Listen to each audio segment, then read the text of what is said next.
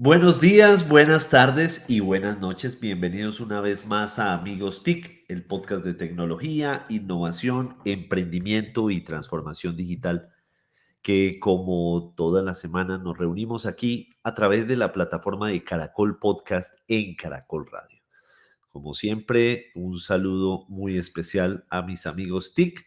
Empecemos por don Jole Restrepo, que creo que no está esta vez en Atelier, un colegio del siglo XXI para el siglo XXI, sino que está ¿en dónde? ¿En la capital? Jole. Sí, estoy en la capital colombiana, acá en el GSB, el Centro de Negocios de la Universidad del Rosario, de donde tengo el honor de ser profesor. Entonces acá Ah, estamos. qué bien, Sí, excelente. Bueno, ahí me acordé de nuestro invitado Alejandro Cheine, que lo tuvimos por allá en sí, Amigos TIC, señor. en Caracol. Sí, el rector, que está Sí, haciendo unas señor. cosas increíbles. Tenemos que Sí. volverlo a traer. Bueno, perfecto, muy bien. Desde la calle 80 en Bogotá, don Mauricio Jaramillo. Bienvenido. Profesor Víctor, Jorge, PhD, vienen buenos días, 7:07 de la mañana, y les tengo una buena noticia. Señor, @Santiago llegó a tiempo. ¿cómo va a ser? ¿Sí? Y esto es No, hay que especial. celebrarlo, sí. Pondríamos el himno nacional, pero se nos extiende mucho, amigos TIC, hoy, entonces, adelante, profesor. Bueno, muy bien. Mientras les damos unos minutos para que se conecte a nuestra querida Emilia Ah, Falcao Restrepo. Ah, ya la tenemos. Entonces, pues dámosle de una vez la bienvenida a la bella Emilia. Emilia, bienvenida. Hola, buenos días, buenas tardes y buenas noches a todos. Finalmente logré conectarme después de que madrugué mucho. Fui la última. Sí, sí, sí, no sí. fuiste la última, Sí, mira que a ya Emilia estamos sí los le cuatro. creemos, a Emilia sí le A creemos Emilia que le madrugó. creemos. No, y me tocó por el Sí, celular. No sé qué pasó entonces, Sí, pero no, bueno. Vamos. Emilia y yo, por eso, puntuales siempre, por eso la sociedad finca sus esperanzas en nuestra generación. La generación joven. Exactamente, en la generación más Nuestra joven. generación puso a Emilia Nuestra en su generación. generación, no puede ser. Qué irrespeto. eso. Bueno, y desde alguno de sus latifundios favoritos, don Santiago Pinzón Galán. Buenas tardes, buenas noches, buenos días. Como diría un cachaco, aterrado con lo que acaba de decir Víctor Solano. ¿Cómo va a decir eso de Emilia? Emilia es centennial, qué falta de respeto.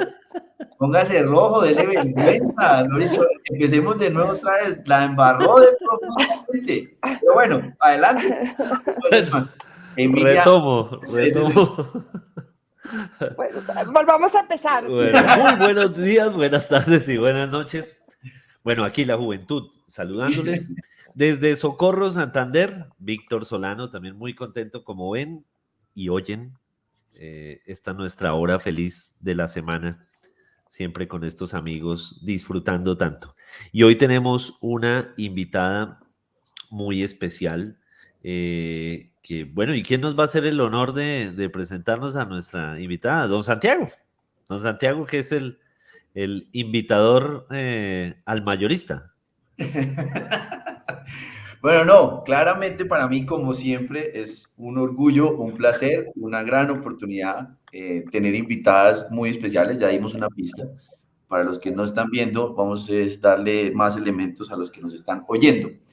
Una egresada de la Universidad del Externado de Gobierno y Relaciones Internacionales, con maestría en Asuntos Públicos de Sciences Po en París. Tiene bastantes años, es joven, a diferencia de Víctor, es bien joven, pero tiene un camino recorrido precisamente trabajando en el sector público, en temas de gobierno abierto, de innovación, políticas públicas de TIC. Fue directora de gobierno digital en Mintic, trabajó también en el equipo de NP en temas de innovación pública, trabajó en el Observatorio de Transparencia y Anticorrupción de la Presidencia de la República, profesora actualmente de una materia que se llama Diseño y Análisis de Política Pública en la universidad donde se encuentra en este momento Jole, la Universidad del Rosario. También se ha desempeñado como asesora en ETALAP, de dependencia del primer ministro francés, es decir, los que no hablan francés se fregaron en esta conversación. y en el 2021 fue reconocida como una de las 31 mujeres jóvenes influyentes de la política colombiana por la Fundación Conrad y la Fundación Women, y también está en la lista IO 50 de Apolitical, como una de las 50 líderes disruptivas más influyentes del mundo en términos de transformación pública. Entonces, claramente con ese historial así de joven, o yo, Víctor, bien joven, Aura Cifuentes, bienvenida, muchas gracias por acompañarnos. No, pues imagínense qué honor, muchísimas gracias por estar aquí. De verdad, qué bueno poder tener conversaciones alrededor de estos temas, así que felicitaciones por este espacio. Pues entremos en materia. No dije lo que estás haciendo en este momento, que me parece clave, precisamente darle con eso la primera pregunta. Estás en Ágata. ¿Qué es Ágata y qué estás haciendo en Ágata? Bueno, Ágata es una iniciativa que decidió llevar a cabo pues esta alcaldía, digamos, esta administración que está en estos momentos, un poco siguiendo los lineamientos, siento yo, del gobierno nacional en decir, oiga, necesitamos planes distritales de desarrollo, planes nacionales de desarrollo, con líneas claras, con hojas, rutas claras de transformación digital, ¿no? Y entonces en este plan distrital queda una voluntad expresa de crear equipos que acompañen a las secretarías distritales puntualmente en buscar soluciones no tradicionales a problemas públicos. Y en ese esfuerzo crean dos equipos. Crean el Laboratorio de Innovación, que se llama IVO, y crean Ágata, que es la Agencia Analítica de Datos de Bogotá. Y esos dos equipos conforman lo que decimos como en la jerga distrital, el ITIM, que es justamente pues dos equipos que buscan acompañar a secretarías, acompañar a personas que se estén enfrentando a un problema difícil que de pronto, bien sea con metodologías ágiles, bien sea con datos, pues se puede resolver. Y eso es Ágata, entre el noviembre del año pasado, es una agencia reciente, nueva, lleva menos de 2 años, lleva 1 año y unos mesecitos, y yo entré como líder de ingresos y alianzas, un poco en la lógica de posicionarla. Hay otras ciudades en el mundo que tienen agencias similares y pues la idea es empezar a generar buenas prácticas. Estamos trabajando en temas de salud, en temas de género, en temas de, por ejemplo, acabar el gota a gota o al menos intentar fomentar más inclusión financiera de poblaciones vulnerables. Entonces está chévere, está bien chévere. Bueno, pues ahora que esto sí es algo que necesitan las ciudades y creo que sería interesante que nos cuentes en un caso particular, un caso de uso que se esté actualmente llevando a cabo y cómo la analítica puede resolver este tipo de circunstancias, de situaciones, pero con un ejemplo que sea claro para que entiendan cómo se pueden tomar decisiones distintas y acciones diferentes. Total. Bueno, pues este que les decía, el gota a gota, es bien interesante porque pues este es un fenómeno muy dañino para la ciudad. E incluso en Colombia pues es un fenómeno cada vez más presente. Para las personas que nos escuchan y de pronto no saben muy bien a qué me refiero, en Colombia hay una población particularmente de estratos 1, 2 y 3 que no accede a los servicios, productos de la banca tradicional. ¿Qué es eso?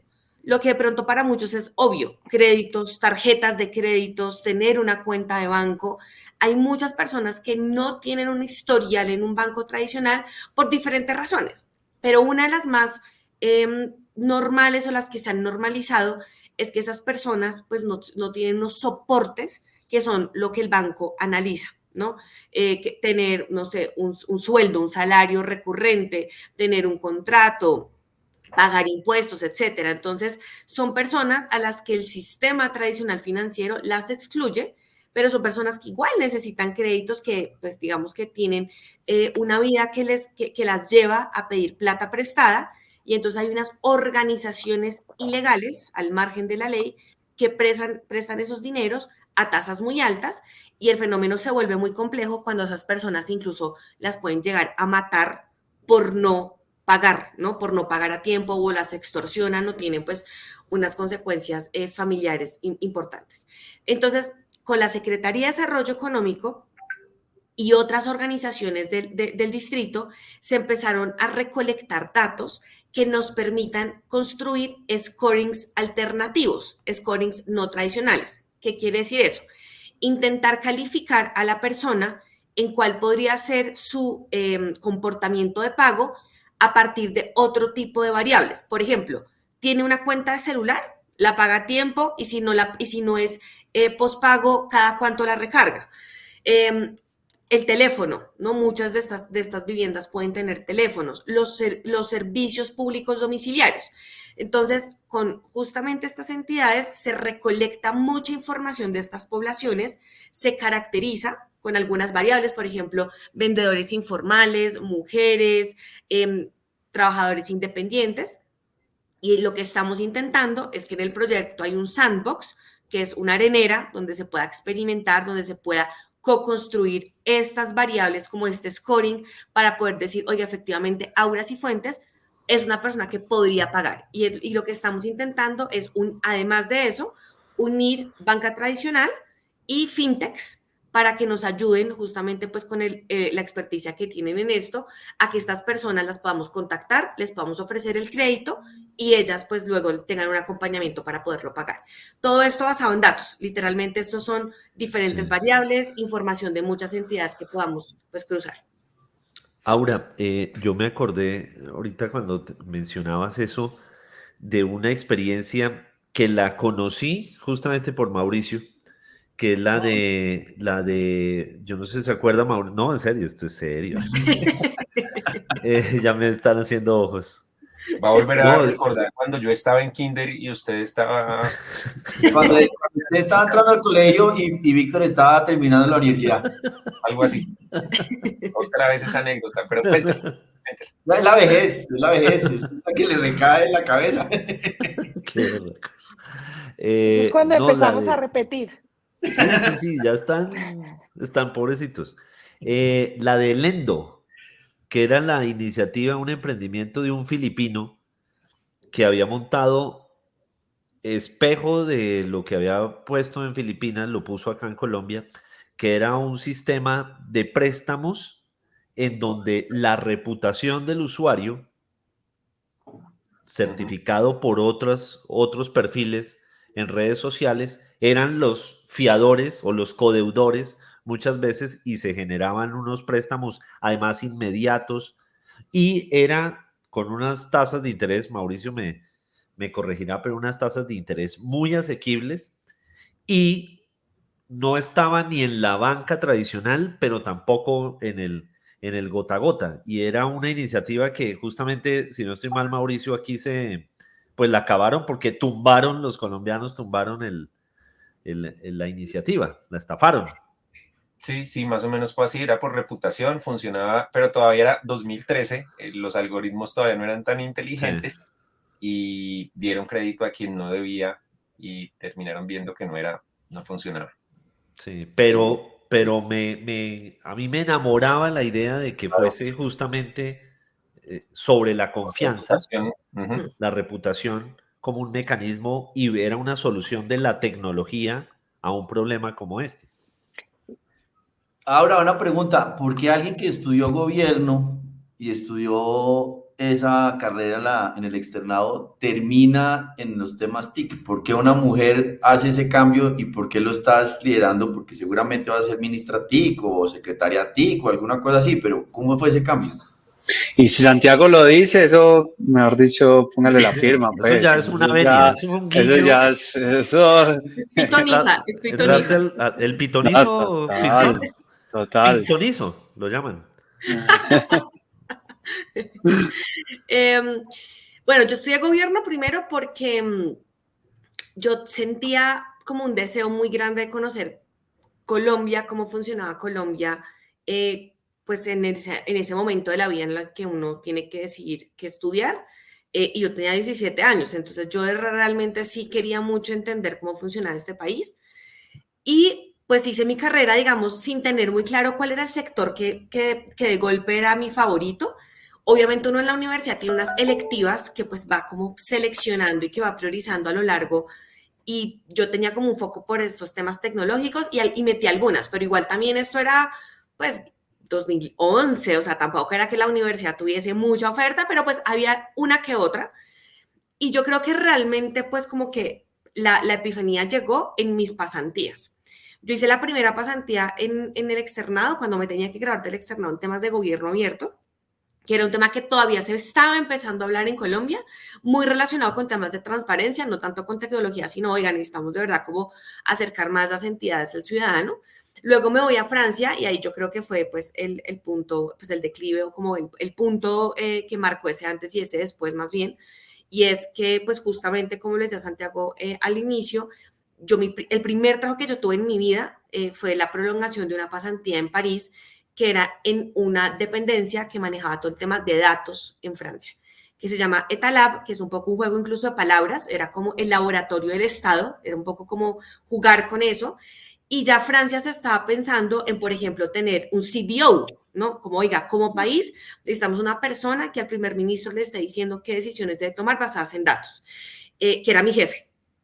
Ya necesitábamos empezar a pensar, no tener portales de datos para abrir y abrir datos a la loca, sino calidad de datos. Entonces creo que ahí pues hubo como un medio lavado de cerebro. Yo me enamoré de esos temas y sobre todo me di cuenta que tenía sentido de pronto porque los equipos eran muy técnicos, ahí ya estaban contratando data scientists, ya se estaban contratando personas que realmente estuviesen manipulando los datos, pero esas personas no les interesaba nada relacionado con política, o sea, no era su foco. A ellos les decían, hay que hacer esto, hay que probar esto, hay que experimentar eso. Entonces éramos un grupo pequeño como el de policy, como el que estaba hablando de política pública, y ahí dije, pues, qué nota, porque esto es para lo que yo estudié, aquí siento que puedo aportar, y desde entonces, pues ese ha sido como el hilo conductor. Obviamente me ha tocado formarme mucho más en lo otro, en temas de datos, he tomado cursos también un poco, pues porque siento que más allá de que sea un tema profesional, quiero aprender más y siento que como mujeres y como personas que trabajamos en estos temas, el aprendizaje debe ser continuo porque estos temas no paran de mejorarse, de salir nuevas tecnologías y demás. Claro. Bueno, muy bien. Pues hablando de datos, vamos con el ojo al dato de Santiago Pinzonizo Galán. Santiago. Ojo al dato, ojo al dato. Pues acaba de salir el último boletín al cierre del 2021 de lo que es TIC en Colombia. ¿Y la cifra cuál es? 8.25 millones de accesos fijos a Internet al cierre del 2021, último trimestre, y 35.7 millones de acceso a Internet móvil al tercer trimestre del 2021. Entonces, ojo al dato, estamos mejorando, pero ahí viene el mensaje. Necesitamos la cobertura completa en Colombia de acceso a Internet. Ojo al dato. Concretico, clarito. ¿Cómo les pareció? Está bueno. Buen dato. Muy bien. Muy bien. Y corto. Eso sí. Sí. Celebramos. Sí. Ojo al dato. Acabamos de oír el dato más corto en la historia de Amigos TIC de los de Santiago. Ay, Dios. Bueno, ahora hágale, Jole. No, hágale, que usted tiene seguramente 2 o 3 preguntas. Hágale, Santiago. No, mi pregunta es muy sencilla. Tú manejaste el tema de carpeta ciudadana en Mintic y estaba avanzando de manera muy importante. Si mal no estoy, las cifras eran 400 y pico de mil, más o menos. La meta era 3 millones. Pero ¿cómo está ese tema en el territorio, en el terreno como Bogotá? ¿Qué está pasando para que la ciudadanía realmente en Bogotá, que hay mejor acceso a Internet, se monte en eso? Pues yo diría que ahí vamos, o sea, realmente ese proyecto, pues Santiago lo sabe y seguro muchos de los que aquí nos escuchan lo saben, es un proyecto muy ambicioso, de verdad, como país.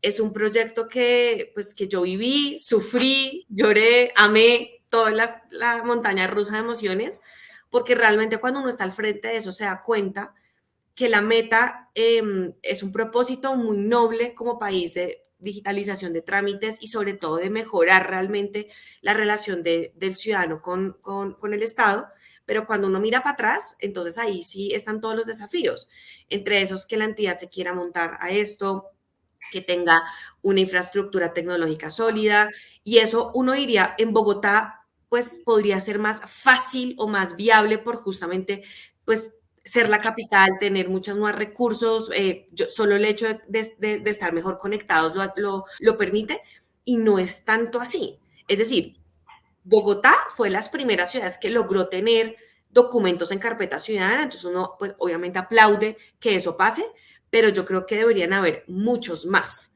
¿Qué ocurre? que la alta consejería TIC ahí ha sido una aliada tremenda, pero a ella misma también pues le ha tocado incluso empezar a mapear, o sea, hacer todo este levantamiento de información inicial mientras en simultáneo está ocurriendo este proyecto, ¿no? Yo obviamente salí del ministerio, entonces no sé qué otros documentos han ingresado, pero lo que sí estábamos intentando era, por ejemplo, que cuando estas iniciativas de tener pasaporte digital o certificado de vacunación, que el distrito también sacó una página y demás, pues buscar que eso estuviese ahí. La Secretaría de Cultura, miren lo curioso que son secretarías que uno a veces no tiene tan en el radar, fue de las más pioneras y de las más realmente abiertas a subir, por ejemplo, todos los certificados, convocatorias, todo el tema de arte, cultura, recreación que sacaban. Y fueron siempre además súper ágiles, que eso es un tema en este proyecto complejo, y es que la entidad dice, no, pues yo quiero meter todos mis documentos, pero luego desde que esa es una buena idea hasta que realmente pasa, pues ocurren varios meses entre eso. Entonces, sí, yo diría que Bogotá pues tiene que seguir. Medellín también fue otra que subió, por ejemplo, el certificado del predial, que también es un documento súper importante pues para quienes pagan ese tipo de impuestos, pero yo diría que ahí vamos. La verdad no sé ahorita en qué cifras estén, pero al menos sí podría decir que la Alta Consejería TIC en Bogotá fue una gran aliada como de ser un poco ese pulpo y de ayudarnos a hablar con los CIOs, a hablar con esos jefes para explicar y sensibilizarlos sobre el proyecto, y probablemente pues los resultados los veremos pues mucho más adelante. Ahora, yo creo que un gran desafío, y más en una ciudad como Bogotá, ¿cómo ha sido lograr fusionar Ágata y desde el punto de vista de cultura y desde el punto de vista de toda esa gestión del cambio, pues con el resto de la alcaldía, con el resto de las secretarías, que realmente vean el uso y las oportunidades y pues que realmente pues logremos esa integración? ¿Cómo ha sido esa experiencia? Pues ha sido una experiencia muy, muy enriquecedora en un tema como puntual que digamos tal vez en mis últimos trabajos se ha venido repitiendo y que acá lo veo de nuevo, y es, a nosotros en Colombia nos encanta hablar de articulación interinstitucional. O sea, es un concepto que usamos un montón. Hay otros que hablan siempre de sinergia, ¿no? Que también es una palabra favorita en el sector público. Y eso es maravilloso porque realmente yo sí creo que para llevar proyectos como estos se requieren muchos esfuerzos, pero cuando uno ya solo calca datos, se descuadra el tablero, porque uno debería poder hablar de articulación interinstitucional con interoperabilidad de esas bases de datos o de esos sistemas de información, y ahí entonces estamos en el mundo ideal. Pero si es solamente personas sentadas alrededor de la mesa manifestando igual una voluntad, y no quiero decir que eso no sea útil, por supuesto, o sea, ya el hecho de que la gente se esté sentando alrededor de la mesa a decir queremos trabajar de la mano es un súper paso, pero luego entonces las expectativas no se logran gestionar a veces de la mejor forma, porque entonces la articulación de esos datos para poder justamente sacar proyectos de este tipo, ¿no? Como de transformación digital, con evidencia basada en datos y demás, la cosa ya se vuelve un poco más compleja. Y eso es lo que un poco ha sido como también entrar a Ágata, y es darnos cuenta que estos proyectos que estamos priorizando realmente tienen un desafío muy profundo en gobernanza de datos. Por ejemplo, en este que les decía de la mujer, ustedes lo saben, y es que la alcaldesa tiene como un legado importante, y es todo el tema del sistema integral del cuidado, ¿no? Es como un foco que ella tiene, es una de sus banderas, y cuando uno empieza a entender, bueno, oiga, metámosle a estos diseños centrados en usuarios, por ejemplo, ¿no? Todo este enfoque de innovación que es el ciudadano en el centro, y en este caso la mujer bogotana en el centro, nos hemos dado cuenta, por ejemplo, que sobre las mujeres bogotanas, 2 entidades del distrito tienen información. Entonces, pucha, pues hay que buscar cómo esos datos primero se estandarizan, los entendemos, hablamos con esas 2 entidades para buscar justamente esa interoperabilidad. Entonces, diría que es volver a confirmar que acá realmente el país tiene que pasar, y ojalá el próximo Plan Nacional de Desarrollo y ojalá todas las iniciativas que hablan de estos temas le metan mucha más la ficha a empezar a entender que los sistemas de información que tenemos a cualquier nivel de verdad necesitan ser sistemas mucho más inteligentes, que permitan tomar decisiones, que permitan hablar e intercambiar información con otros sistemas, porque como lo decía Mauricio, uno va viendo que a medida que pasan los años, pues la idea es que los algoritmos se vuelvan más inteligentes, que la toma de decisiones también, pero aquí tenemos todavía un rezago importante en ese tema, y es cuando muchas entidades tienen información de un mismo usuario y le dan los mismos beneficios y le hablan de la misma forma, estamos replicando esfuerzos y estamos pues suboptimizando recursos. Ahora, ¿cómo es el proceso de la entidad? ¿Cómo captan ustedes retos? ¿Es la ciudadanía, las entidades de gobierno? ¿Quiénes expresan pues esos retos? ¿Cómo los procesan ustedes y cómo sale? O sea, ¿cómo es todo, cómo es ese proceso creativo? Y al mejor estilo de Mauricio, una B o un asterisco, y es si las universidades o centros de investigación se vuelven aliados en ese proceso. Bueno, entonces, Ágata es una agencia muy nueva, como les contaba al comienzo, lleva menos de 1 año y medio, y yo creo que los primeros meses de su creación fue realmente construir la casa, ¿no? Como los procesos, los equipos, entender cómo materializar eso que había quedado por escrito en el Plan Distrital de Desarrollo, cómo se hacía realidad. Y en eso no lo dije al comienzo, pero de pronto importante para quienes nos escuchan, Ágata tiene una particularidad y es que buscando que fuese sostenible y escalable en el tiempo, tiene una figura mixta, ¿no? Tiene capital de empresas públicas que fondean esta iniciativa en una lógica un poco de decir, oiga, hay que probar y mostrar que este modelo de negocio funciona en un periodo de 4 años. Entonces es chévere porque tiene como esa doble, ese gorro público y ese gorro privado.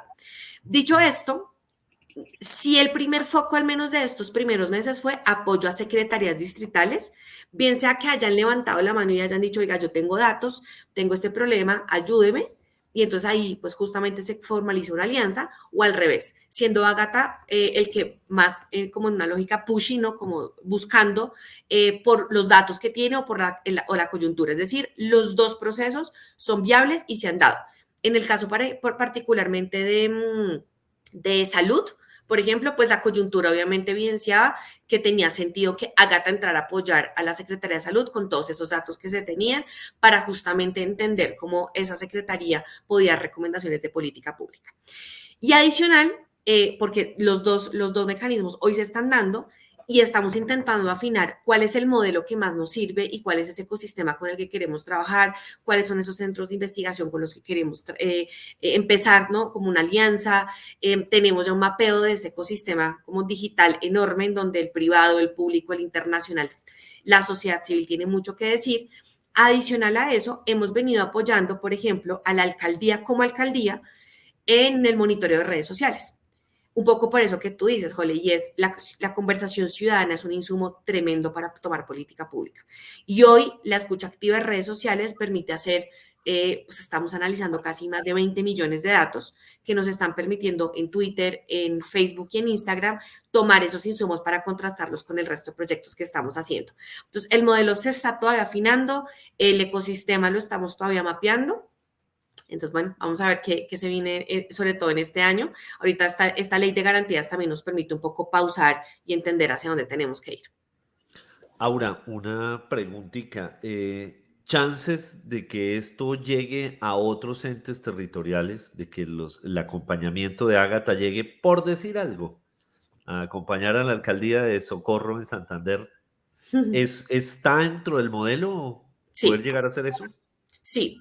Sí está, y un poco lo que estamos buscando, además de llegar a esas entidades, es hacer alianzas con otro tipo de agencias territoriales que ya tienen un camino recorrido, ejemplo, Ruta N en Medellín, trabajar con el Centro para la Cuarta Revolución Industrial, que si bien está pensado a nivel nacional, está también pues en un ente territorial y tiene la posibilidad también de entregarnos insumos de pilotos que han hecho en diferentes municipios, por ejemplo, del departamento de Antioquia. Entonces, sí, esa es la idea, que Ágata no tenga únicamente alcance hacia Bogotá, aunque sea de golpe el prioritario, que pueda apoyar a cualquier municipio, departamento que levante la mano y que quiera apoyar y que quiera contribuir a eso. Incluso, una de las cosas que más estamos viendo es que obviamente el foco de trabajar en proyectos es maravilloso, pero acá hay un tema de pedagogía de datos muy clave y se está pensando de golpe en cómo construir una red de estos CDOs, como los que están con todo el foco de datos en las entidades a cualquier nivel, para que empecemos a tener conversaciones sobre los desafíos, las oportunidades que podemos tener pues trabajando de la mano. Vale, muy Ahora, bien. Mauricio, adelante. Y solo una. Aura además no cree fake news porque ya sabe quién hace preguntas en Twitter. Ay, Dios, ya se acabó Es 5 preguntas en una para 14 candidatos. Entonces, Aura sabe quién es quién aquí.